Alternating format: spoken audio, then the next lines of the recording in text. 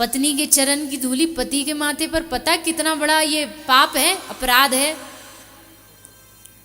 नहीं नहीं नहीं, हम नहीं कर सकती, किसी और से जाके लेके आओ। नारद जी और भक्तों के पास गए। नारद जी ने खुद ने देने से भी मना कर दिया। भगवान ने बोला नारद जी आप ही हमारे भक्त हो, आप दे दो।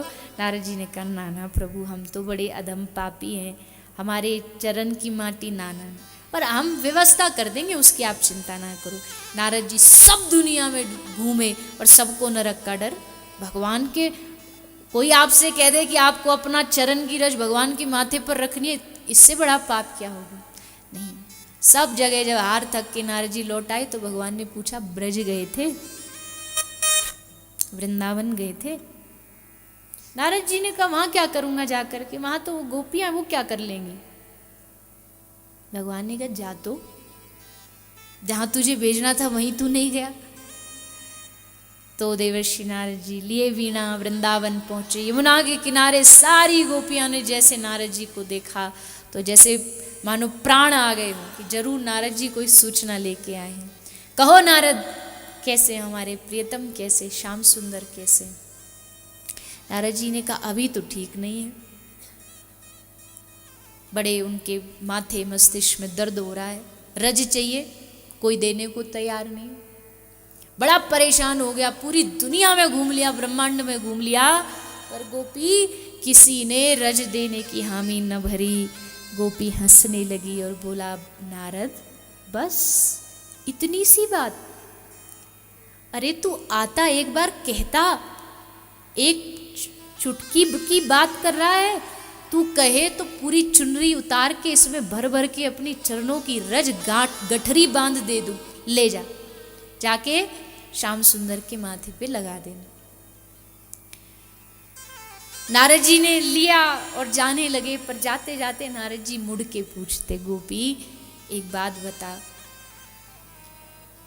मैंने जहां गया, मैं खुद नारद भी, मैं भी डर रहा हूं इस अपराध से, पाप से। गोपी तुझे पाप से डर नहीं लगता?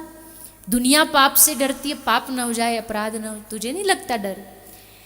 गोपी ने कहा कैसा पाप, कैसा पुण्य, और अगर पाप लगता भी है ना नारद, तो अगर हमारे प्रियतम को सुख देने के लिए नरक में जाना पड़े ना, तो एक नहीं 1000 नरक जाने के लिए हम गोपियां तैयार हैं।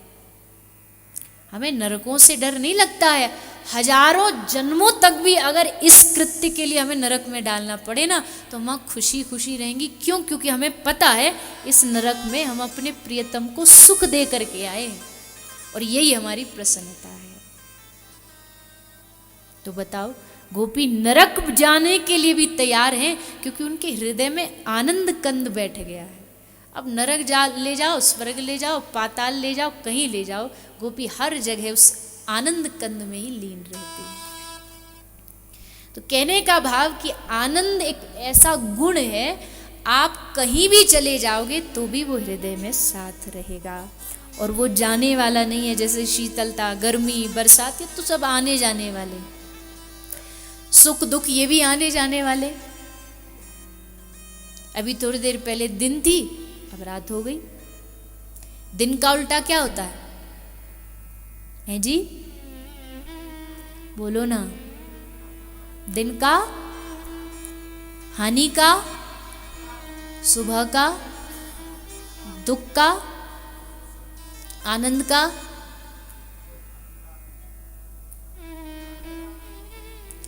आनंद ही है, आनंद का आनंद ही है, उसका कोई उल्टा है ही नहीं।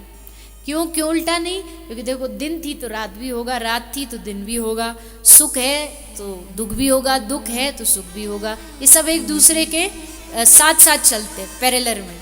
लेकिन आनंद अकेला चलता है।